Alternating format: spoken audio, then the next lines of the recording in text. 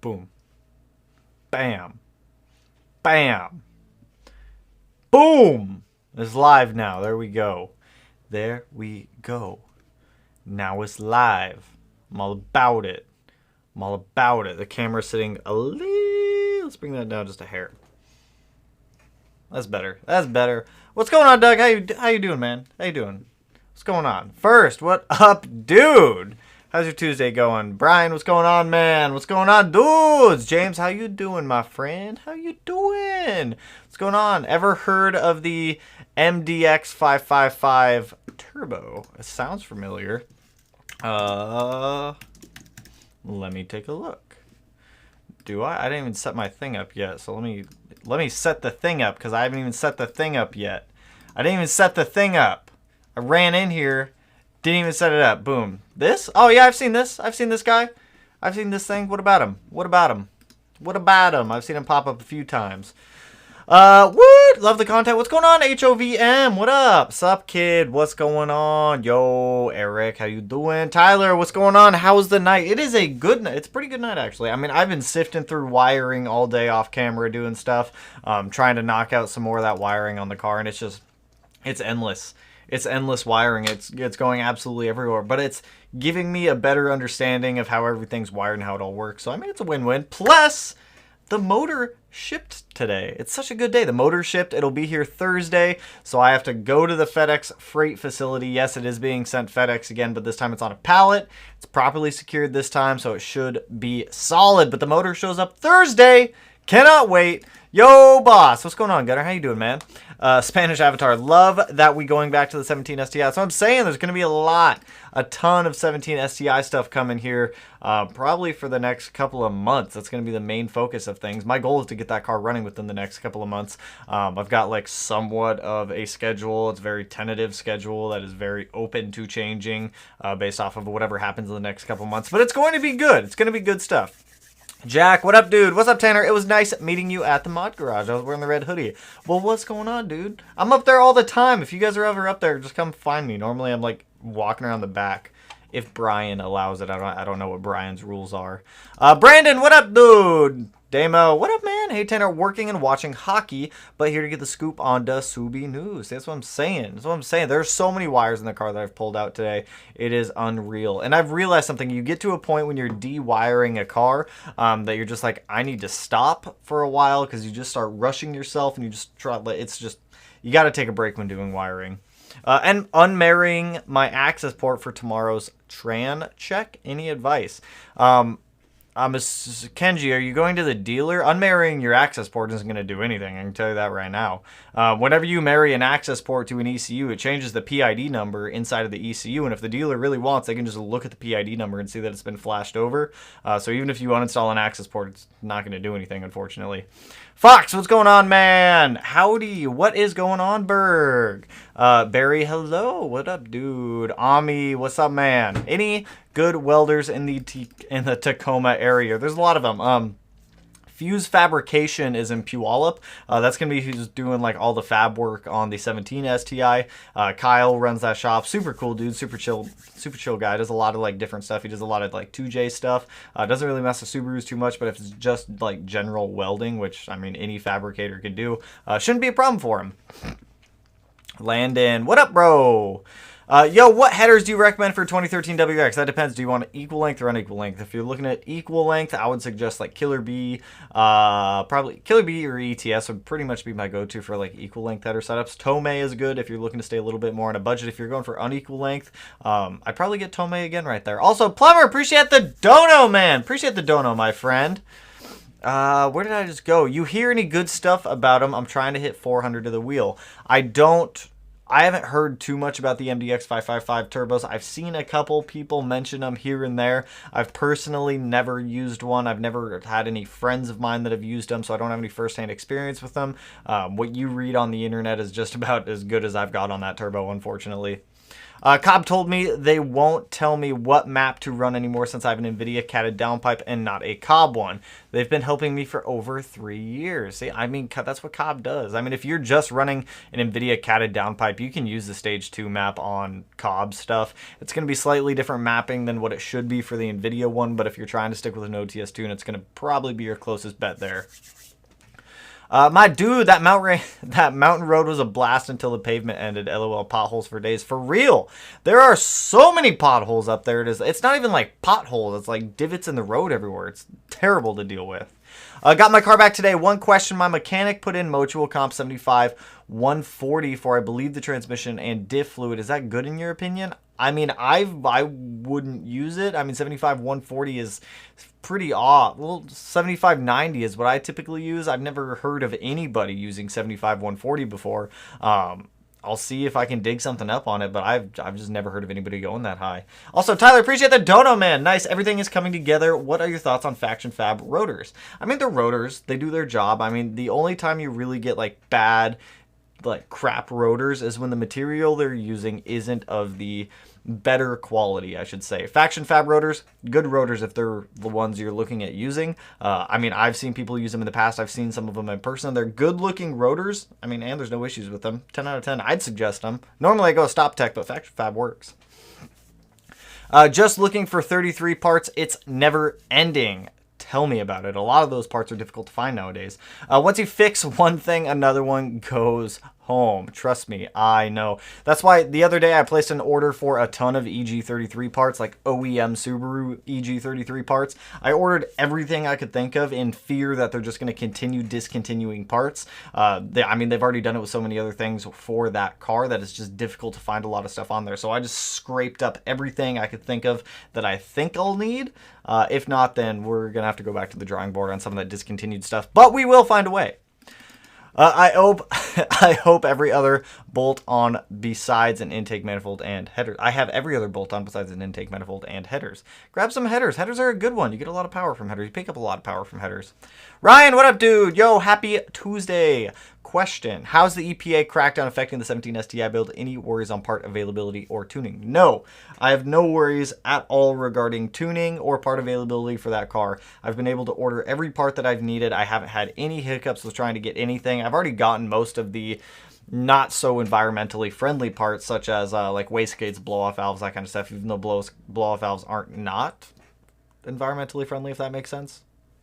I don't know if that it makes sense. I've gotten most of that stuff ordered already, so I'm not too concerned there. As for tuning, not too worried either. There is a local tuner who still is tuning dedicated track cars, and right now the plan for the STI is to be a dedicated track car because I miss track driving like I used to do a couple of years ago, and then the whole COVID thing has just made it like stupid difficult to be able to get out to a track that works with my schedule right now. So hoping to get back out. I mean, that car will get back. Oh, that car will get out there. It hasn't been on a track in a long time. The last track event that I took the 17 STI to was a drift event, and I entered it into the drift event just to drive the course for funsies. I mean, I enjoyed it. I had fun. But no concerns at all. Yo, I blew my motor and I think I'm going to go with a built MAP block. You got any other suggestions? FA20. I would just go IAG. Like, perfectly honest, I would just get an IAG block. I don't know how much the MAP blocks are, but knowing the issues that I had prior with MAP, trying to order and get any parts through them, I try to limit what I actually buy through them. But I mean, if it works, if they have one in stock, if it's not too long of a turnaround time, by all means. But personally, I would suggest like IAG on that one. Rewiring my entire truck for all new speakers and dynamatting. I know the pain. I know the pain of rewiring right now. I've been like pulling and following SRS airbag module connectors all throughout the car. I think I made a mistake today on wiring, but we'll get to my mistake here in a minute. Wolf, appreciate the dono, man. Can't wait to see the 17 come together. It's going to be sweet. By the way, the 05 sounds phenomenal. Thank you. The 05 has been a blast to drive every single day since that car's been back on the road. It is such a good daily driver. It needs a couple small tweaks here and there, but aside from that, it's awesome.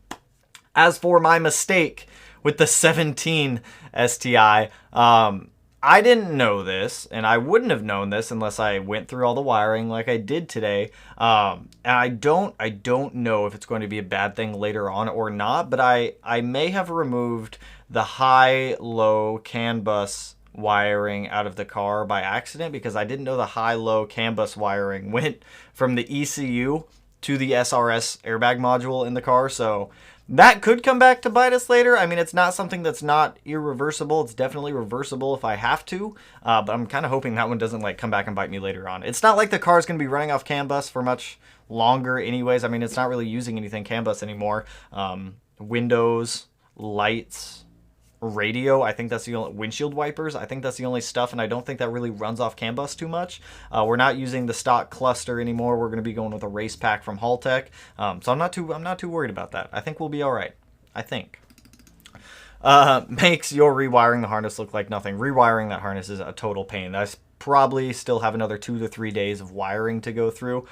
It just sucks. Like after like 7 hours of going through wiring, you're like, I need to stop, because you just start rushing yourself and you don't want to cut wires that you don't mean to cut. It's just, that'll be bad. That'll be super bad. Okay, this is happening with me. I ordered the NVIDIA Gemini 400 catback exhaust back in December. Today I got notified it will ship in May 26th. That's bogus. That's such a long lead time. Personally, what I do is if I order a part through a vendor and it doesn't ship within like 2 weeks, I'll contact the vendor. If they don't have the part on hand or they're not going to have the part for months, I'll typically cancel the order and I'll find someone else who does have it in stock. I guarantee you somebody in stock, or somebody has that NVIDIA Gemini 400 in stock. I can 100% guarantee it. It's just finding out who actually has it. I just got a 2021 STI, picking it up this week. Congrats, Chris. Let me know how you like the car, man. Let me know how you like it. It should be good. Should be solid. Happy Tuesday, everyone. That's what I'm saying. Board forwards. That's what I'm saying. Happy Tuesday. Got a 17 WRX. You with running a Cobb downpipe and Tomei catback on an OTS tune, or should I do something else first? I mean, you're totally fine running that on an OTS tune. I wouldn't worry about that. Just use Cobb Stage 2 tune. You should be totally just fine, especially on a WRX. There's not much to worry about on those ones. Yeah, send it. Send it. It'll be nice and loud. Sup, dog? What up, Joe? Doug, what up, man? Screw OTS tunes. That's how I blew my motor. Yeah, like I've said before, OTS tunes react differently to different cars and where you are geographically as well. That can play a factor in with OTS tunes. Some people have amazing luck with OTS tunes. Other people, not so much. Plan on using your AOS video for my install, but how much different is the V2 from the V3 AOS? I'm going to be honest, it's the exact same. The only difference between the V2 and the V3 AOS is the coolant lines, and they still route to the exact same spot. Aside from that, the install is 100% the same. Same. I did it in the 05, and I referenced my own videos just fine. Has anyone heard about Fat Boy closing their dyno in Cali? I did. I think I saw that on Facebook last night. Yeah, I don't know if he's leaving California altogether and tuning somewhere else now, or if he's just closing up shop and not tuning anymore. I'm not entirely sure on that one, but I did hear he was leaving California. He canceled like every single like tuning appointment that he had set up, which kind of sucks as a customer. But when you're fighting with the EPA on a lot of that stuff, and especially California, I don't blame him one bit. Well, shoot. I will make sure I give you my info once I get at the end of this week. Nice. Ayo, Marv, what's going on, man? At what power level do you think you should take bags off your Subaru? I mean, I don't think there's a power level that you can't be like, I want to run airlift performance bags on my car. I mean, it's an old video and it's a little dated at this point, but there's people that run airlift 3P and go to the track consistently. And I've said this in the past before, is if you're going to get bags for your car, there's a lot of other supporting modifications you need to do to your like suspension and chassis to be able to get like a nice rigid, perfect driving car to however you want it. It's possible. It's just a lot more work than it is coilovers. Just wondering, has Matt dropped his mountain run video? I haven't gotten any notification of it yet. Not yet. I was with him this morning when he was editing it before going to work. He's like, Matt's still getting in the process of like figuring out his workflow for editing, like figuring out the whole editing process. So he's working on it. I think he said he was trying to get it released Thursday, I believe. I believe Thursday. I'm not sure on that one though. Who's doing fabrication on my 17? It is going to be Kyle over at Fuse Fabrication. It's an awesome little shop. I've known Kyle for a while. He's a friend of Matt and mine, so he's going to be doing all the fab work. He said it shouldn't take him more than a week to be able to do everything once I have it all in hand and once the motor's mounted up in the car. We're going to temporarily temporarily install the engine. We're not going to put the oil pan on it because Kyle's going to be making us an oil pan for that car. He's doing an oil pan, downpipe, modification of the intake manifold, modification of the core support, making a radiator, making an intercooler, making all the intercooler piping. So he's doing like all the fab work in one go. So he's a good dude. Good dude. Really good work too. He has my crank sprocket right now for the EG33 because we need to get that welded and modified a little bit also. He does good work. Good work. Am I going to the Olympus Rally or anything? I highly recommend being a marshal. It's a good time and you get to see every... I mean, I'd be down. It just comes down to time. Like, if I actually have the time to be able to make it out to one of those events. It'd be awesome if I could. Got to get back to monster hunting, but super happy to see the 17 making progress. Appreciate it, Alex, and hunt those monsters. I don't quite know what monsters you're hunting, but get them. Were you ever able to look up Motul Sport Ester 5W40? I did look it up, but I don't remember what I came across on it. I remember I looked it up. And it was I don't remember. Let me like make a note of it so that way I remember to go back and look at it again. But I did look it up. I just don't remember what I came across. Bam. Bam. Well, intersection, maybe on a straight, but still badass because they'll still be flying past here. I mean, I'd be down. I'd totally be down for that. Hey, Tanner. Hey, Austin. What's going on, man? Samuel, what up, dude? Have you ever lost to an Evo? Don't lie, Subaru owners don't like to admit when they do in Mexico, of course. My old 08 STI lost to my buddy Michael's Evo. I don't know if he's in the stream. He jumps in every now and then. This was years ago. I mean, we were doing back and forth runs consistently. This is when I lived down in Mexico. And we did a lot of runs down there. Yeah, his Evo was definitely, he had an Evo 8. I had an 08 STI hatch. We were neck and neck. I won a couple pulls. He won a couple pulls. Aside from that, I haven't really raced any other Evos. Like, I get a couple of them try to mess with me here and there when I'm actually on like the freeway, but there's always like ton of traffic, and I'm just not about doing that on like super busy roads. Also, Ravenchild, appreciate the dono, man. Wasabi, my ninja. May the shipping gods smile on you. Hopefully they do. So the EG33, it's not going FedEx ground this time. Thankfully, it's going FedEx freight, so it's on a pallet with saran wrap and bubble wrap and packing peanuts and like proper cardboard around it. It should be just fine this time. If not, you're gonna hear some dude in Washington went on a crazy rampage on the news about a FedEx shipping incident. Am I doing a wide body on the 17? Yes, we are. I'm going to be running some meaty tires in there. I've been looking at... I'll show you guys the wide body. I'm looking at... if I can type... Let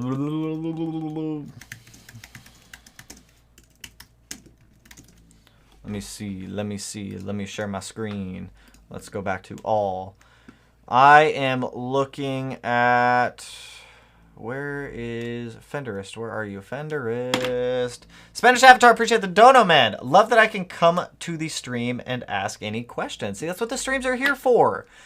Why can't I find this kit? It's the Fenderist kit. Where is the Fenderist? Appreciate the dono, also, my friend. But yeah, that's what the live streams are for. They're specifically for getting questions answered for you. I'm sorry, I'm trying to like focus on this to like try to find this page. I can't find it right now. It's the Fenderist kit though. But that's what the live streams are for. The live streams are help to like answer some of your guys' questions when I can't get to them on like Instagram. I always get back to them in the comment section, but that's what we're here for. We're here to kick it and ask questions.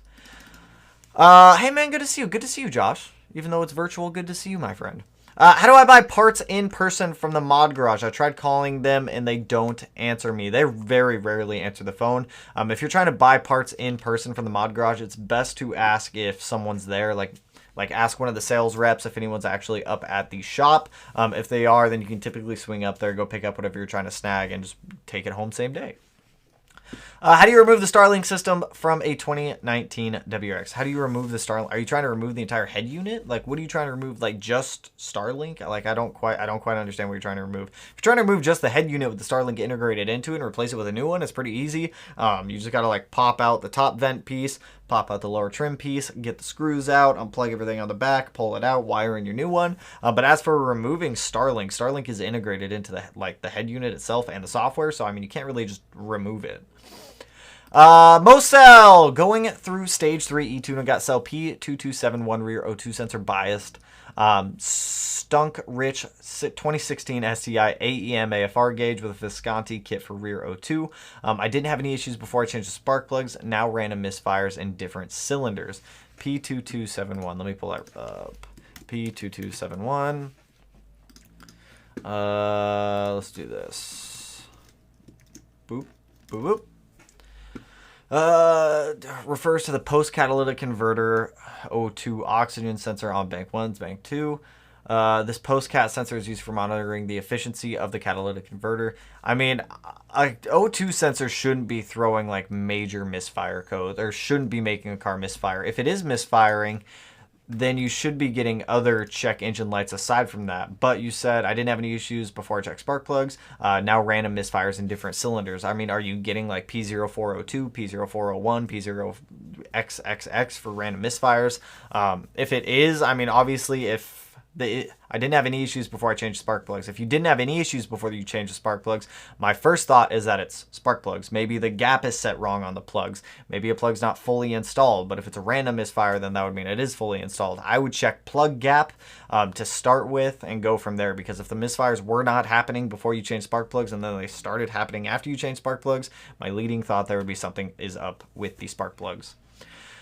Should I run a base tune from a tuner or an OTS map? I mean, if you have a base tune made for your car, then by all means use the base tune. It's going to be better than an OTS tune because that base tune is tailored to whatever modifications you have done on the car. OTS tunes are, in my opinion, kind of a temporary thing to get you around for a little while until it comes time to actually get a Pro Tune or a Dyno Tune or an E-Tune. Connor, appreciate the dono, man. Good luck with wiring. Look up Speed Academy. They offer an online class for wiring. Should help you. I actually took that class. I don't remember much from it, but I did take that class, and I do have it saved on my computer. I've been referencing both the Subaru OEM wiring diagrams going through the car. I've been referencing that class. HP Tuners also has another class that I've been referencing as well. There's a lot of good like online wiring classes and motorsport wiring classes. I need to order like a motorsport wiring kit or like tools to be able to do a lot of the stuff that I want to do when it comes time to wire in the new ECU. Like I said, I'm trying to get that ordered next month when we get the turbo ordered. I don't know if that's gonna happen, but we're gonna aim for that. That's our goal. We're gonna try to do that. How much do y'all think I could sell an FA20 short block core with no internals? Like $400. Like I'd say like $400. Also, best 2015 plus WRX Jinx. For the OTS or base map, 100% use the base map. What's the accuracy of the access port on boost? It's minus 60. It's minus 65, like minus 65 degrees. And when I get on it, oh no, it said like 120. I mean, if you think about it, the access port's reading boost digitally, so it's picking up off of the sensors in the bay, going to the ECU, being decoded, being sent to the OBD2 port, then being sent up to the access port. Personally, I prefer having like a hardwired boost gauge just so that way I know it's accurate. We have a direct source to a vacuum source to see what boost is immediately when it happens. There's going to be a little bit of a delay using the access port. I mean, negligible if anything. You're not really going to be able to tell. But the overall accuracy of it, I mean, it's pretty accurate. I'd say within 90 to 95% accuracy on that thing. It's a lot better than the stock like OFD display or OFT display, whatever it's called, the one up top. The access port's a little bit better than that one. Also, Samuel, appreciate the dono. Gone tune my Evo tomorrow. 550 stock block STIs. Keep it up. Ooh, yes! I'm all about it. All about it. Got a 15 WRX. The person before installed an AEM intake with the Cobb Stage 1 Plus tune. Will the Cobb Stage 1 Plus tune work? Will it work with it? I mean, yes and no. I'm not going to tell you to use an OTS tune with that intake because that OTS tune is not made for that intake. Have people done it before? Yes. Has it damaged some people's motors? Yes. Have other people been fine? Yes. I mean, if you really want to play it safe, well, it's a 15 WRX. The AEM intake is close enough. I'm sorry. I was thinking EJ on that one. FA20. The intake is close enough where it's not going to do any harm. They still function somewhat in the same way. Like with an EJ, if you look at like the Cobb SF intake, it's a short ram intake. If you look at the AEM one for the EJ, it's a long intake. It actually, like, cold air sits down in the fender, so you have a lot more piping right there. Whenever it comes to FA20 WRXs, the Cobb SF big intake, the AEM and the Grimspeed ones are all pretty universal across. I haven't seen any bad or negative things come from using the Cobb OTS tune with a combination of those 3 intakes. Also, Plumber, appreciate the dono. Yo, Tanner, how are you? I'm pretty good. I need a llama named Carl. I'm all about the llama named Carl. We might change the cat to a llama. I kind of like that idea. Appreciate the donos, man. What we got? Cheeseburger, like swirly eye face, I think. I think that's what we're calling him. We can get llama. We can get Carl the llama in here. That's copyright. Don't copyright me for that one. Plumber, appreciate the other dono as well, my man. SW, yo, brother, what's going on, man? Omni, at least you didn't have to hunt down ripped or damaged wires at random like I did. LOL, it was a nightmare. F mice. Yeah, I would not. I'm not about it. Not about hunting down problematic wires. I'm more of like, hey, let's just take all the wires out. I've gotten like exceptionally good though at de-pinning these stupid little electrical connectors, like 100% better. I'm new to Subarus, coming from the Miata world. Well, welcome, my friend. And bought an 03 a few hours ago and came home with an old access port from 2004. Do you have the V1 dinosaur access port? I gotta pull a picture of this thing up. V1 access port. We'll just say that. It'll pull up. V1. Do they have the original dinosaur one? Yes! The original dinosaur access ports. These things are cool. These things are like little relics now. Little relics of the Subaru world. But anyways, you got one a couple hours ago. Came with one of these access ports. Is the process to unmarry it and put on the stock map the same as the new ones? Yes, it is. Cobb software hasn't changed a crazy amount. If it is an actual V1 access port like the one that I just showed you, just unmarry it, follow the on-screen prompts. It'll essentially just re-upload the stock tune back on the car. I would highly suggest snagging a V3 access port if it is within your budget, because that's going to be your gateway to modifying the car. But congrats on the car, my friend. Just here to say hello, love the vids, and keep up the amazing content. Hey, appreciate it, Javier. Plumber, appreciate the dono. I have an STI and I'm a plumber. I like it. I'm trying to find like an innuendo in that. Is there a hidden innuendo in that I'm just not picking up on? I have an STI and I'm a plumber. I'm trying to find it. It's gonna hit me later. I'm gonna be like laying in bed at like 9 p.m. and it's gonna hit me. What do you say? I don't go to bed till like 3 a.m. What am I saying? Oh yeah, what's Matt's channel name? I will throw it down here. If anyone does want to go check out Matt's channel, it's right there. Also, Plumber, appreciate the peach. I do love peach. Who doesn't? I mean, who doesn't love peaches? I like peaches. Tanner loves his peach. Who doesn't? Who doesn't? You're going to make a 600 horsepower Subaru. What route would you take from a stock STI? If I'm doing it from a stock STI, probably an IAG block. At that point, I would highly consider rotated setup. You do not want to run a stock location turbo setup on that one. Get a rotated setup, get the turbo of your choice that'll applicate the power that you want. Obviously supporting mods, fuel injectors. If you're going to be running E85, I'd probably do ID 1700s. If you're going to be running pump gas, I'd probably do ID 1300s. Fuel pump, you're going to need at least probably a radium dual fuel pump setup or something that's going to be efficient if you're running E85. Keep that in mind. E85 is going to dictate your entire fuel system if you are going to be running E85 or pump gas. It's a big one on there. You can also go the route of using methanol. A lot of people do that one as well. It's very efficient. Just get one of the safe kits that alert you or notify you when the system does run out of methanol, because the last thing you want to do is be pushing a car in a full pull and then you run out of meth. Just not going to end well. Not going to end well. But obviously supporting mods, and probably get an intake manifold at that point. Probably look at like Process West, AMS, something along those lines. Dash 6 fuel line will be more than sufficient. Appropriate fuel pressure regulator, air oil separator, the whole kit and caboodle. But at that point, I would highly consider going rotated over stock location. Sups me, have I missed anything? I just jumped in the stream. Nothing crazy. Our motor does get dropped off Thursday, which I'm pumped for. I'm very excited for that. Our engine gets here Thursday. We can go pick up the engine, and then from there, we can bring it back here. We can tear it down. Well, not tear it down, but we can take all the wrap off. I am going to be doing an unboxing video of that engine for insurance purposes, because as we all remember last time, if I find broken pieces of this motor in the bag, I'm going to lose my mind. So I'm going to be videotaping it and uploading it as either a very happy video or another very sad one. We'll see. Knowing my luck, hopefully it's a very happy one. J-Min, what's going on? Love your grind, appreciate your content. Have a 2020 WRX and hope to do what you do when I gain capital. Totally feel it, man. Hey, also appreciate the support, my friend. It definitely takes a lot of dedication, a lot of time if you're going to be like trying to pursue doing something like this full time. But it's worth it. I enjoy what I do every day. I enjoy hanging out with you guys, talking to you guys in the comments, on Facebook, Instagram, on live streams, wherever we are. I'm always all about it. Louisiana, Mexico, same thing, right? What should peak boost be on a stock turbo before getting a boost controller? 2018 WRX hitting 21 psi with a stage 1. I mean, that's relatively normal. The point of when you want to get a boost controller is typically after you do a downpipe and an intake. From there, you're kind of maxed out on what you can do with an OTS tune. So at that point, I'd say, hey, get a 3-port boost controller, get like Grimspeed, Cobb, whatever one you want to do. They're all pretty much the same. Live stream the unboxing of the motor. We might do that. Yo, Tanner, where's the Discord link? Discord is like killing me. Every time I update the Discord link, for some reason, it just like auto turns itself off after 24 hours, even when I set it to never expire. So actually, while we're in here, let me throw up the Discord link. Look, no limit. Set after expire, no limit. It's set on no limit. It should never expire. Copy link. Let's incept the stream here. We're going to incept the stream so that way I can go in the live chat. We're going to post this Discord link.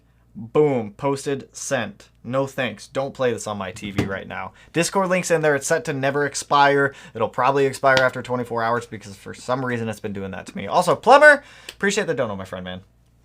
Look at that. The Discord link actually went through too. 2012 STI Hatch Stage 3 Cobb Pro Tune. Stage 3 Cobb Pro Tune. I'm also new to the Subi fan, but love it so far. I'm curious, what kind of power does Stage 3 Pro Tune make ballpark Killer Bee built? Brian, I'm very curious on what all is done to this 2012 hatch. Cody, appreciate the dono, man. You're awesome. And oh, wear them likes. That's what I'm saying. Cody coming in here policing stuff up. So typically a Stage 3 setup from Cobb, as Cobb defines it, is like an intake, a downpipe, fuel injectors, their fuel pressure regulator, a fuel pump, probably a couple other smaller things on an OTS tune. Killer Bee built, I don't know what you're referring to there. Killer Bee doesn't really do any built engines. You can get like Killer Bee headers, you can get like Killer Bee spoolinator kit, Killer Bee like dress up stuff, or other Killer Bee accessories and whatnot. But for an OTS Stage 3 tune, I would highly suggest you get an E-tune or Pro Tune if you don't already have one. But I would suspect maybe around 280 to 290 wheel horsepower. Those OTS tunes are very conservative. How long did you have to wait for your Fortunato coilovers? I'm on 3 weeks now. I had the valves and springs upgraded, so I'm sure it will take a little longer, but I'm ready for them bad boys. I don't blame you, Ricky. Typically, whenever I order coilovers from Fortunato, it can take anywhere between like 2 to 5 weeks. On the higher end, I've waited 5 weeks. On like the shortest end of things, I think I got them in like 5 or 6 days, but that's because someone already had the ones I wanted in stock. But up to 5 weeks is how long it's taken me. Fenderist wide body kits are dope. See, that's what I'm saying. They look good. Thank you for looking up info. I had a bad experience at my last mechanic who will now turn into a lawsuit. I'm sorry to hear that you have to go through that. That is never fun to have to go through. I had to do that with a car dealership before. 10 out of 10, not enjoyable. Car now only goes to local recommended tuner shop, but I'm still going to question all. There's nothing wrong with that. There's nothing wrong with asking your tuner or your mechanic questions. If you have them, I mean, that's why they're there. They're there to work on your car, to help you. If you have questions, ask them. Most of the time, like, tuners and mechanics will be more than welcome to answering any questions that you have for them. Haste Media, a GT3076 dual ball bearing turbo enough to hit 425 horsepower on a GR STI with a 50/50 meth. By all means, yeah, it should be. There's nothing. What is the 3076R rated to? I'm sure it's more than that. Garrett 3076R turbo. What are you rated to? I'm pretty sure this thing's rated to a lot more than 425. I hate this website. I hate Import Images website. This is the worst user-friendly site I have ever gone to. You give me no information here. View more. What are you rated to? I know it's rated to more than 425. 400 to 750. That turbo will be more than enough to get you to where you're trying to get, my friend. What up from Mass? Keep up the good work. Hey, appreciate it, Eric. I love your videos and your help. I have an 06 WRX bone stock except catback. I have a Cobb access port, and I was wondering if I could run a stage 2 with NVIDIA catted downpipe or another catted one. So for the most part, as long as it is a catted downpipe, you are going to be okay using a Cobb OTS tune. And I say okay because, like I've said multiple times before, OTS tunes react differently to different cars, different geographical locations, climate, temperature outside. There's a lot of factors that affect an OTS tune. But as for the parts specifically, as long as it's a catted downpipe, it should be all right. It is on the Instagram. What was on the Instagram? What is on the Instagram? All the wiring? All the wiring I've been doing is all over the Instagram right now. There's a ton of it. K-dubs are nice. They are. And did you see the S209 vents on my... I did! I saw that, but I didn't get a chance to reply. Those vents look good! I'm surprised at how well those vents actually fit on the hatch and, like, conform with the body. It looks good. You did an awesome job with that one, man. E-Tune recommendations. Was thinking either Ron Watson was going to Pro Tune until he moved or Bill from Billicious. Definitely hit up Bill, dude. Bill was like a saint when it came to tuning the BRZ. He got that thing retuned so quickly. If it wasn't for the rain that day, we would have been done with the entire E-Tune in one day. Bill does such a good job for E-Tunes. He will probably be my go-to E-Tuner from now on. Connor, appreciate the other Dono man. Got the new G Series turbo, way more efficient and a little more gain over the GTX series. I'm still looking into turbos. I'm still looking into the Garrett ones. Garrett turbos, there's something about them that's just like significantly more expensive than Precision when you're looking at like horsepower zone to horsepower zone. I'm not quite sure why. I know Garrett comes in a little bit smaller of a packaging than Precision does. I'm still looking into them. Right now, I think the go-to turbo we're going to do is the Precision 6870.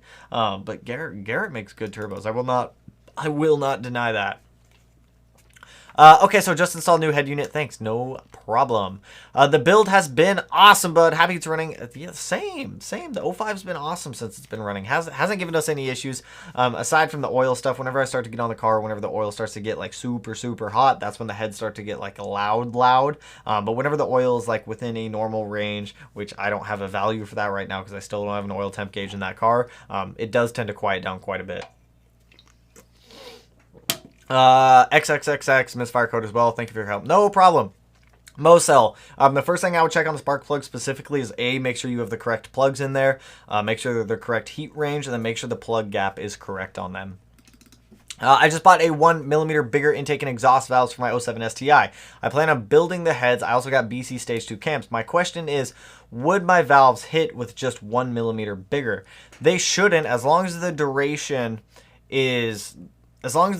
the timing is set appropriately. When the valves open and close, they shouldn't hit. I know the plus 1mm get a little close for comfort, but as long as everything is within time, as long as everything is machined properly, while you're in there, obviously swap to new valve guides, but it shouldn't be hitting anything as long as everything is within spec. Those plus 1mm valves do get close. Keep that in mind. So whenever you go to set timing, just make sure that whenever you go to put preload on the cams and actually start to open up the valves a little bit, you're not smacking each other with them. Also, Crazy Tactics, welcome to the membership program, my friend. We have a lot of good stuff in the membership program. If you guys aren't a member, definitely check it out. There's like early access information that members get, Discord stuff, whole bunch of good stuff. Soon here we're actually going to be doing members only live streams too, just because these ones get like super busy. Probably in the future though. Are those Fender's kits any good? I keep seeing the renderings but no real photos. So Matt and I looked into the Fenderist kits for a while. They do all of their 3D modeling by actually scanning cars, so it seems like and the couple of kits that I've seen in person, it seems like all the kits are pretty spot on with their fitment, with quality. They do a pretty good job on quality control as well, and they're pretty affordable. So from what I've seen, they look like solid kits. I guess I'll be the guinea pig and order one when the time comes, but we'll find out.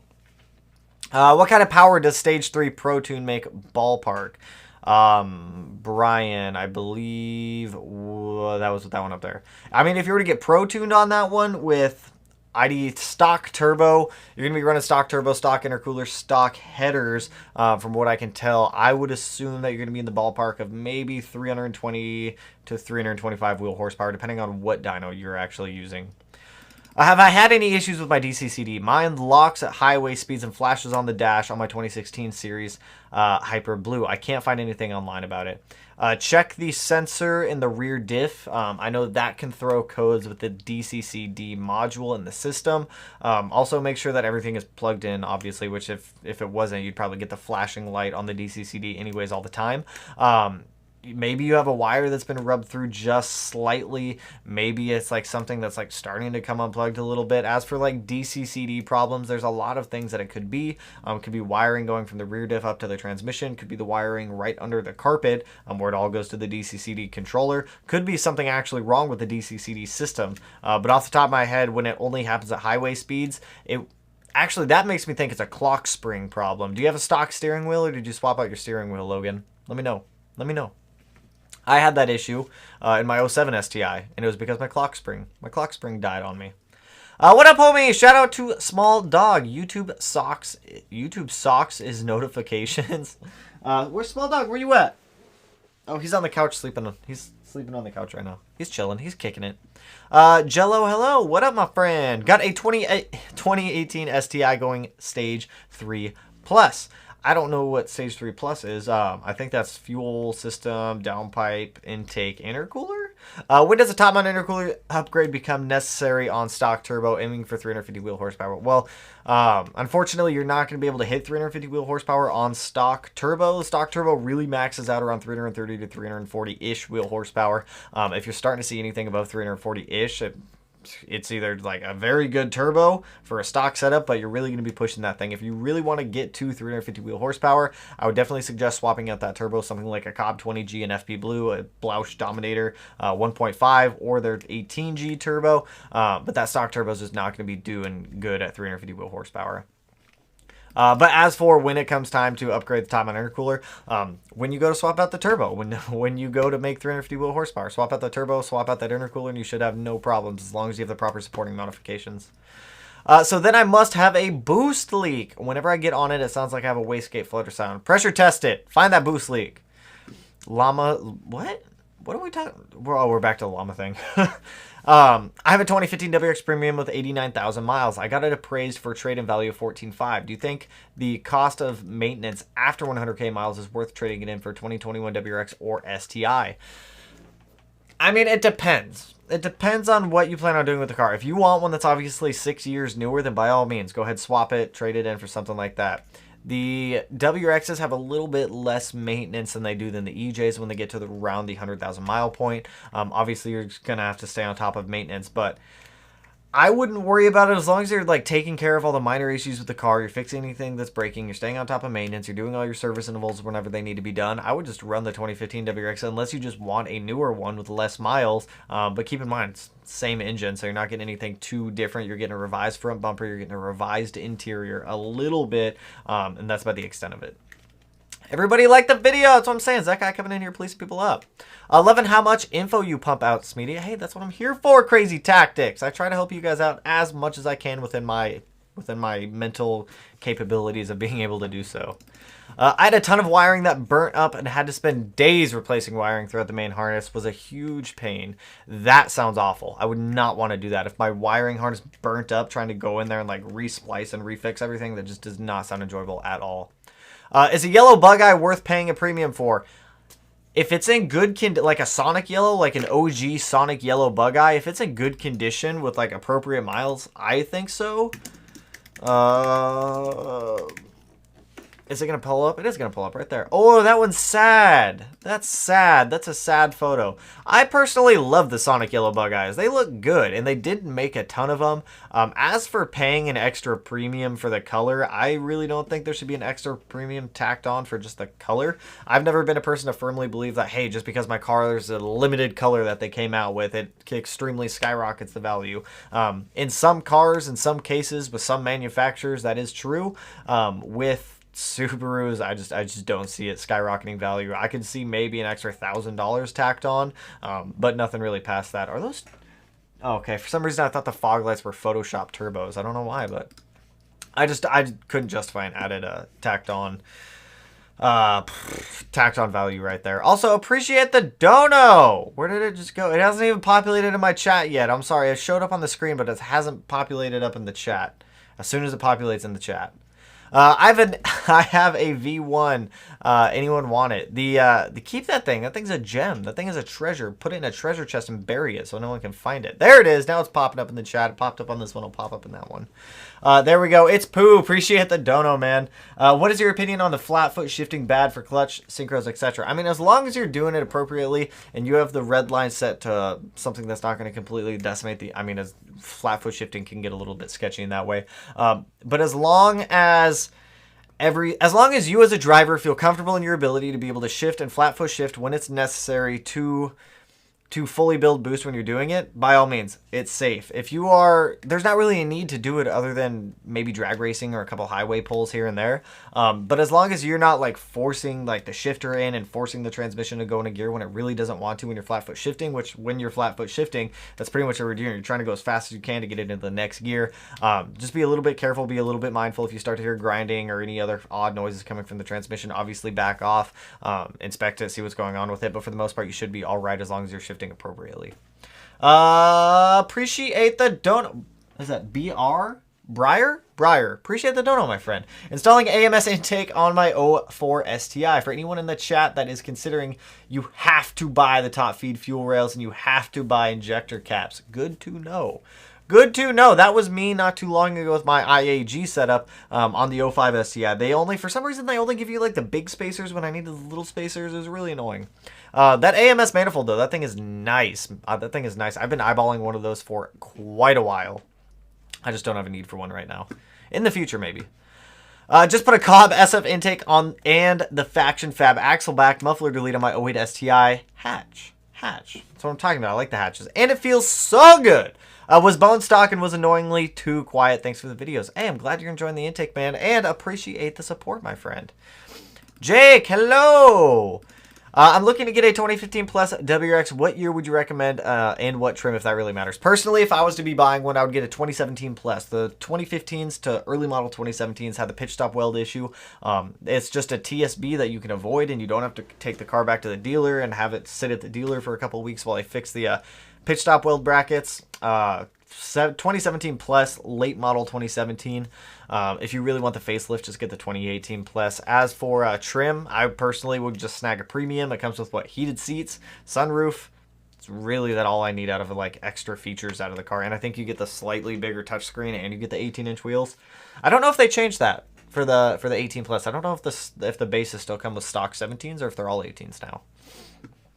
Sub to Matt, forgot to last week. I'll watch his stuff after this. Matt has a couple, I think he has 2 videos up right now. I think they're both related to the Neon, I think. Not 100% sure on that one.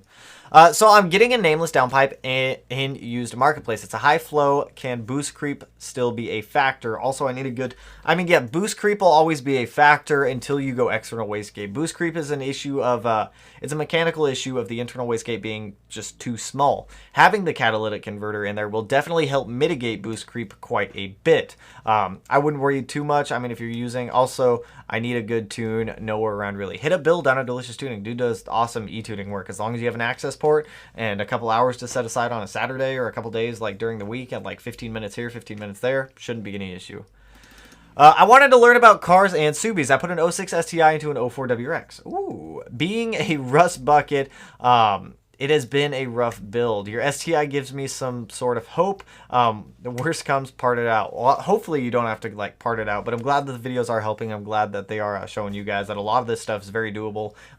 Actually, I do everything in the garage. There's not much I do outside of the garage with the exception of like sandblasting a couple parts up at the mod garage because they have a bigger sandblaster than I have. But hopefully the rust isn't too big of an issue. Hopefully it's all just surface rust. Installing a downpipe and intake soon, as well as an AOS. That's a very good setup right there. Do I need to worry about the downpipe without a heat shield being that close to the harness? I mean, you'll be fine, to be honest. You'll be all right. I would definitely suggest, do I need to worry about the downpipe? No. downpipe without a heat shield. Get a turbo blanket for the turbo if that's what you're considering, like heat shield versus turbo blanket. Get a turbo blanket over a heat shield. If you're not going to run one at all, you're just going to heat soak the top mount intercooler, and you're just going to heat soak everything else in the engine bay. I wouldn't worry too much about the harness melting unless the harness is like sitting on top of the exhaust, but more or less you're just going to be like increasing temps in the engine bay by just running that thing open. Just snag a turbo blanket. They're like $60. $60, it's well worth it. So I'm building a 600 horsepower STI right now. Is the EPA going to... No, I don't think so. The farthest that I see the EPA going is just destroying some emissions control devices. So that's going to mean we're going to have catted downpipes 100% of the time. Whatever, I'll live with it. For a street car, it's whatever, I'm fine with it. Throw a catalytic converter in there.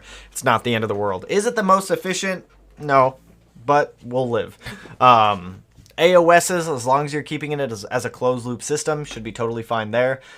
Internal or external wastegates may end up getting routed back into the downpipe, but also not the end of the world there. No, I don't think the EPA is going to completely demolish the entire car scene like everyone is hyping it up to be.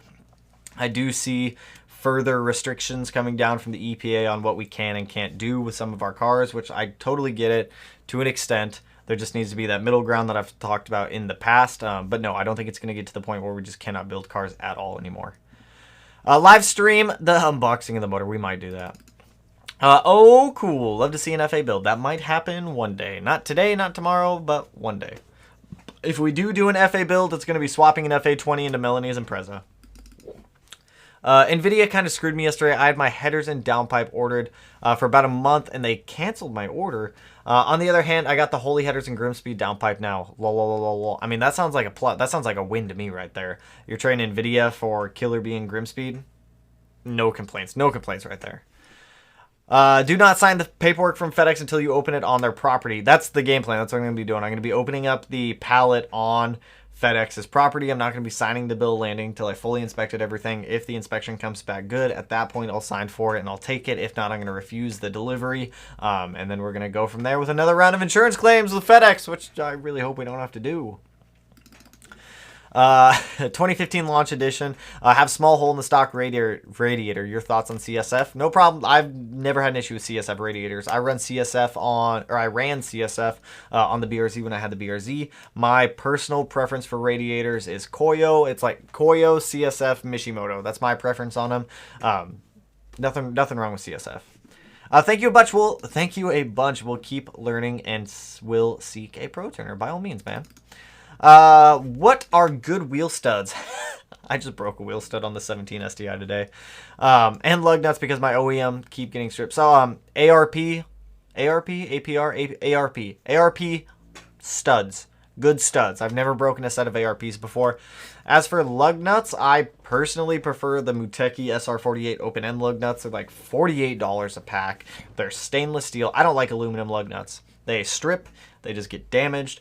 Don't like them at all. I had a set of like fancy Rays Engineering, like Volk Racing lug nuts, whatever they were, a couple of years ago. Lost one of the keys, or lost one of the locks for one of the wheels. I was like, don't care anymore. I'm just going back to my Mutekis. Awesome lug nuts. 2017 STI. Christian, I just picked up some Dorman studs. Interesting. White line bushings or inserts. Just ordered inserts, but wondering. For me, I prefer the inserts because I don't have a press. And I don't want to fight with bushings to try to press out old bushings without a press because you either got to burn them with a torch, you got to hammer them out. It's just not, the inserts just make it so much easier, and you get like 80% of the gains that you'd see from swapping out the entire bushing. Inserts, 100%. Unless your OEM bushing is like falling apart, it's gooey, it's rubbery, and it's just lived its life and it's just done, just get the inserts. How do you know if a dyno place is, how do you know if the dyno place you go to is good? I mean, it's a good question. It's a hard question to answer, but it's a good question. Plumber, appreciate the dono as well, my man. We got a unicorn kicking it over there. I mean, obviously, ask people who have gone to that tuner before their like honest opinion, honest thoughts. Read reviews online. Call the shop and ask to talk to the tuner if he's got some time. Go ahead, talk to him. If not, they'll more or less like communicate with you via email. If a tuner isn't willing to answer your questions and talk to you, it's just not worth my time to go there, in my personal opinion. If I'm spending upwards of $1,000 for this person, whoever it is, to tune my car, I fully expect them to answer any questions that I might have. I fully expect them to... I'm not saying that like the tuner has to be available to me 24/7 right now whenever I need them, but whenever I have a question and I have them on the phone or I have them in person and I'm able to ask them questions, their response and their demeanor of how they want to answer that question, or if they answer the question, really dictates if it's a good tuner to me or not. I've had tuners in the past that I've brought my cars to that have been like avoidant of questions that I've asked, like not like off topic. Whenever I like ask a question, they'll completely change the subject, they'll ignore the question, and I just there's a reason why I've never gone back to those tuners, and there's a reason why I don't suggest them to anyone. That's why like PRE, English Racing, Surgeline Tuning, Billet, Delicious Tuning, all of these people or all of these places have incredible tuners. They're all open and willing to talk to you, answer your questions, and take the time to make sure that you understand what they're doing. So, I mean, that's my take on it. That's how I find a good tuner, or a good dyno shop or dyno place, as you put it. Either way. Have I checked out Borg Warner? I have. Borg Warner turbos are massive. I'm trying to find something a little bit smaller than a Borg Warner. Plus, the pricing on some Borg Warners is a little out there, too, for their EFR series, which I was looking at. I think we're kind of set on the Precision 6870 right now, unless something else comes up that is a better bang for the buck. Tanner, you're not Cletus McFarland. I'm not. I'm Tanner. I am Tanner. Did you ever play Tokyo Extreme Racer? I did not, but it does ring a bell. I don't know what it is off the top of my head, but it does ring a bell. Where did I just go? Oh, okay, I'm not too far back in the chats. Mighty Car Mods put a flat 6 in a wagon call. I know all about Supergrams. You're calling yours Super Uncle. I'm excited to see this thing when it comes together. It's going to be insane. Yas. Supergrams really isn't that fast. Like, we went back and watched some of the Supergrams videos. That car only makes like 400 wheel horsepower. I think it's not as fast as I thought it was. It's cool. It's cool by a lot of means, but it's not as fast as I thought. Plus, it's still stock block, I believe. Hey, Tanner, here's a cool idea for a future project. Another cool car, but this one from the early 90s, 91s, a Dodge Spirit RT with Chrysler's 2.5i dual overhead cam, turbo 4-cylinder engine with 5-speed manual. I actually know that car. That would actually be, it would be a fun little car to bring to the channel. The biggest thing for bringing like new cars or more cars to the channel is space right now. We just don't have the space for any more cars. So I'm working with 2. Matt's working with 2. We're doing what we can. Like I said, I rent out this space. I don't own it. I sold my house. What was it? It's almost a year ago that I sold my house now. Time flies. Time flies. Also, those fenders have a 5 to 6 month wait after you order. I know. Don't remind me. I know. Rear diff sensor. What? I need to read up on my DCCD. The sensor in the rear diff, the temp sensor, and it does temp and it does something else. It does connect up to the DCCD, where if the clock spring and the DCCD don't communicate, it throws. It's weird. It happened on my 07 STI. Went like stupid deep into Naziok on that one. That car was also a totaled car. That was like salvage title 4 times over, and just that also could have been attributed to other problems that I had with it. Hey man, I've got a 2018 STI that is stock. Just wondering how many miles I should be getting out of it. I've taken care of it. I've seen some things online about unreliability. 2018 STI, that's stock. As long as, all right, so here's my thing with the reliability on these cars. As long as you take care of the car, it'll take care of you. Do your scheduled maintenance, do your oil changes, follow the basic principles of owning a car, and you shouldn't have any problems. It's not like the car is just going to blow up randomly one day when you're cruising down the street. I mean, it's just not like 95% of the time that doesn't happen. The other 5% is beside the point. It's reliable. Take care of the car. It'll take care of you. All stock on the steering wheel as far as I know. Just bought the car used last week. It could also just be a bad clock spring, like I was saying. Like I had a very similar issue with my clock spring in my 07 STI. It was the 07 that was freaking out about it. And it was throwing some weird DCCD stuff, going into like limp mode, a whole bunch of weird crazy stuff. What was it? Was it the steering angle sensor from the clock spring? I don't remember. This was years ago. I know the clock spring was broken. That was causing the DCCD to freak out and flip out, and the whole, like, if your DCCD ever freaks out in like a GD chassis, it does some like weird stuff going on there. I remember I tried to put it in DCCD mode and it was like scrolling up and down like ferociously. It was like flashing at me. It was not having a good time. clock spring would be my first guess on that one, only because that's what happened to me last time. Plumber, my 2018 stock block STI blew up at 45,000 miles, literally randomly cruising down the street. See, that's what I'm saying. Like 5% of the time, it does happen. The other 95% of the time, whenever they go and look in like the little black box inside of the car, you can, like, that little box inside of the car records absolutely everything you do when driving. So if you miss shift and you go from like 5th to 2nd at like 60 miles an hour and like blow things up, like, it's recorded in that little box. It knows.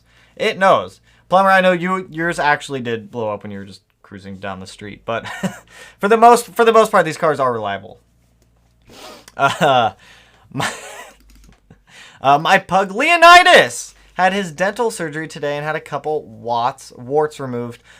He is doped up and recovering. He's a real soldier. Sorry, off topic. No, I'm all about the doggo stories. Small dog, how you doing?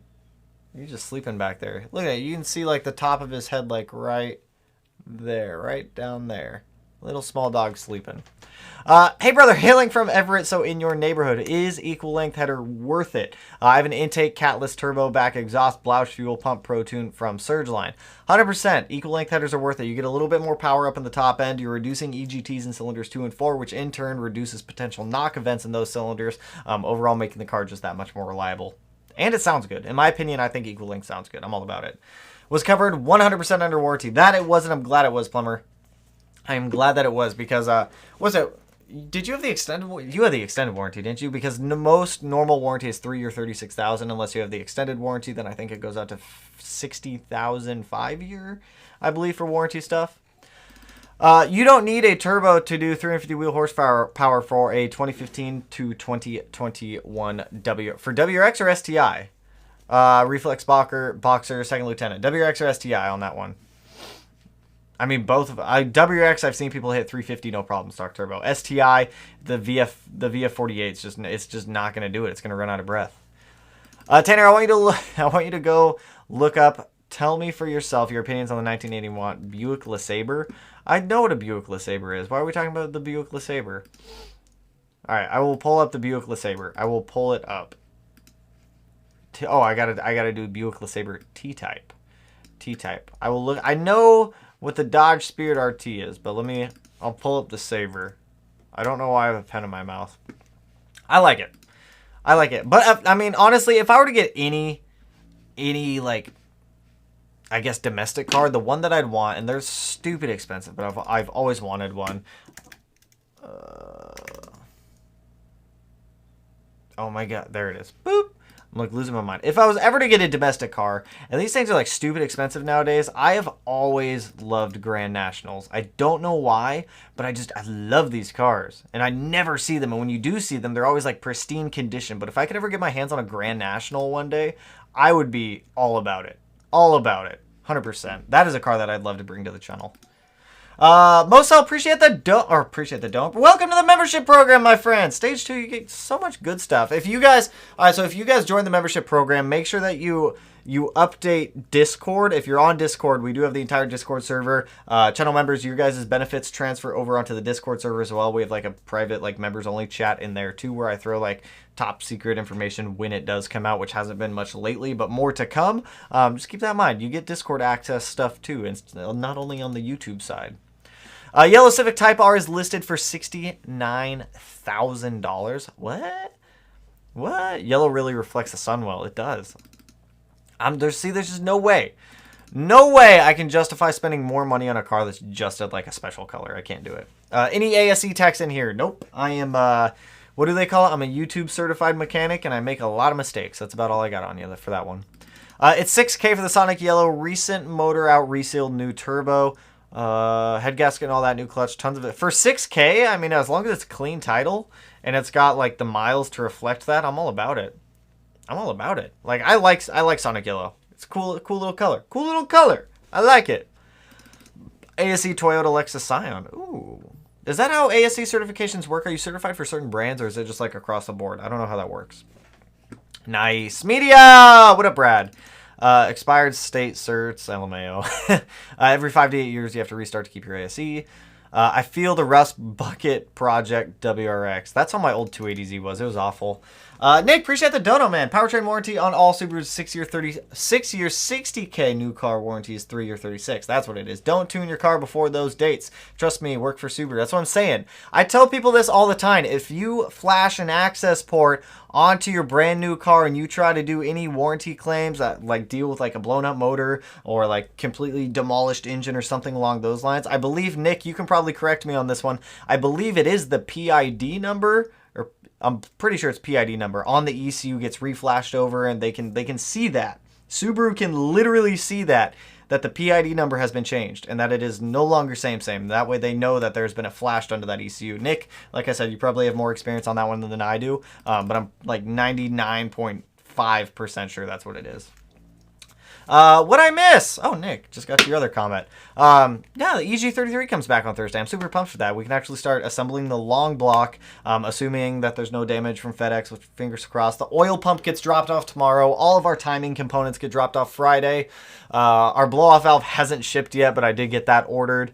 A lot of good stuff. I'll probably place another order Monday for some more parts to come in, since payday is a couple days from now. So we can get some more stuff ordered, which I'm all about. Hello from Philippines. What's going on, my friend? Nice day today, brother. It is. It's still daylight out. It's kind of daylight out. It was very nice out today. It was like a beautiful day. Tanner drinking that rain. Getting ready to murk noobs on Xbox. I wish. I haven't been on Xbox in so long. I don't have time. I don't have time to play Xbox. But the rains. Super, super cheap. Pretty tasty. Peach Fizz and Orange Dreamsicle. By far the best ones. Yo, Speedy, your canyon runs have inspired me to consume an ungodly amount of ethanol.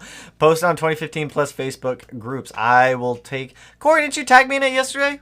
I think? I don't know. I don't remember. Someone tagged me in something. I'll have to take another peek. I'll have to take another gander. Hit the like button. See, that's what I'm saying. Come people coming in here like police and stuff up. I'm all about it. I did not see the update in that chat yet. Would you or anyone buy an Lexus LFA? No. The LFA is a really cool car. It's a very driver connected car. It makes a lot of power. It's a lot of fun car. From what I've seen on videos, because obviously I've never driven one, but I don't think I'd ever buy one, unfortunately. Plus, they're like ungodly expensive. What up, buddy? What up, Robert? How you doing, man? What's your thought on Lucas Oil E85 Safeguard? I don't know. I've never used it. I've never heard of it. I will take a peek at it. E85 Safeguard. I have a note on it. I have a note on it now. I've never heard of it. Plumber, appreciate that dono, man. I'm the second owner of that car. I also didn't buy it from the dealership. I bought it. I brought it to warranty claim. Shout out to the Subaru Cherry Hill. Hey, well, I'm glad they took care of you, man, because I've seen a lot of cars just go through and just not get warranty work done for like the smallest of things, or sometimes the biggest of things. And this is what I tell people. If you guys are going to like deal with warranty claims on your car, always be honest and upfront with the dealership. Just be honest with them, because I guarantee you they're going to know a lot more about that car than you think they do. Just be honest with them. I promise. Honesty goes a long way with those guys. Why does my fine knock learn keep getting lower and lower? It was at -2, and now it's at -10. Just did a reflash, and now it's back at 0. Now it's always now 0. It could just be the knock sensor pulling previous history events. If the knock sensor is picking something up at a certain RPM range, or maybe there's a loose bolt or loose heat shield, something rattling around on there, it's going to make that fine knock learn pull those historical events and try to make adjustments where necessary. If you haven't already, just take a peek around the knock sensor. See if there's like any loose nuts, bolts, like seeds or an acorn or something from a squirrel. Who knows? Just take a look around the knock sensor. Take a look at some heat shields. It never hurts. If I'm not late. Inserts are life. Say I'm all about inserts. Favorite brand for downpipes? If I'm staying, well, obviously catted now. Probably Cobb. I'm not a huge fan of the Grimspeed one. I like the Grimspeed one, but if you're going external wastegate like I did on both of my cars, there's just not a huge point in getting the Grimspeed one if you're going external wastegate, just because it has that divided flange, so you're having all the internal gases go through one side, and then all of the actual exhaust gas go throughout the other side. I mean, it's not a bad setup, it's just not the most efficient for an external wastegate. He did search the board. I did. Favorite Eurobeat song? I don't know. What is considered Eurobeat? What is considered Eurobeat? I need more definition to that one. Been playing Tokyo Extreme Racer 3. I see, bro, Midnight Club 2. It was all about Need for Speed Underground 2. What did I drive in that car? I think I always drove the S13. What up, Tanner? Been a while since I caught one of these. Well, what's going on? Nth Level Entertainment. I feel like you were just here like 2 weeks ago, my friend. CID number is the ECU. Thank you, Nick. If you lie, they know. They send a field tech to read the black box, and they know if you hit 6,500 RPM, they consider that abuse. 12G. See, I'm telling you guys, I'm not. It's CID number, not PID number. But that's what I'm saying. Subaru knows. Like, you cannot hide the fact. Like I said earlier, if you money shift, if you flash the ECU, they will know. Like, it's ingrained into that box at that point. You guys think Subaru would warranty my 2017 ST if I brought it in? If I brought it in for like some stupid thing? No, they'd laugh at me. There would be no point. That'd just be wasting people's time. What car battery setup are you going to go with on the 2017 STI? So I have a Melee custom battery mount using a 900 series battery that they sent over. We're going to be mounting that in the trunk of the car. It's pretty easy to wire up, to be honest. We just have to run one wire from the fuse box to the battery, from the battery to the starter, and then just ground it out to the chassis. And I believe that's all we need to do for the battery wiring, but it's not too bad to do. Not too bad to do. Do you have any special plans for 50K subs? Congrats in advance. Appreciate it, my friend. Well-deserved. What are some collabs you've dreamed about? I have a special idea for 50K, but I'm not going to give that idea away until we get to 50K, which I think we're almost at 46K right now. But I got plans for it. What are some collabs you've dreamed about? Collabs I've dreamed about? I don't know. The only people I've ever talked about like doing collabs with, Eddie Nuff said, him and I talked a little bit on Instagram a couple months ago. I told him if he was ever up in this area, if I was ever down in that area, we could link up and do something. JR over at my WRX channel, we've talked about it, but we just haven't had the time. Like, our schedules just haven't lined up. Aside from that, I haven't really talked to anyone else. I mean, dream collab? I don't know. Like, that's a hard question. I don't know. I'm going to have to think on that one. Because I genuinely don't know. Restoring my 2002 Impreza Bug Eye 2.5 RS headlights with Cerakote. Fun times. I need to do that. The 05's headlights, speaking of headlights, those headlights are just getting worse and worse by the day. Like, I need to get a new set ordered for that thing. Can someone help me with why when I go into reverse, the reverse lights don't turn on unless it's at a certain spot? What do you mean? Like when the reverse lockout's at a certain spot? Well, what's the car? What's the car, Just Inc? Give me a little more info here, my friend. A little more info. I see EG. Please bring the EG33 STI to a dealer with a dash cam and ask for an oil change, please. I don't know. Yeah, I mean, Doug brings up a good point. I don't know how much I trust them after how much time I'm putting into this car. I know the local techs at the Subaru dealership that I go to locally over here, and I wouldn't have a problem with one of them hopping in the car and like driving it back there. We might make that happen.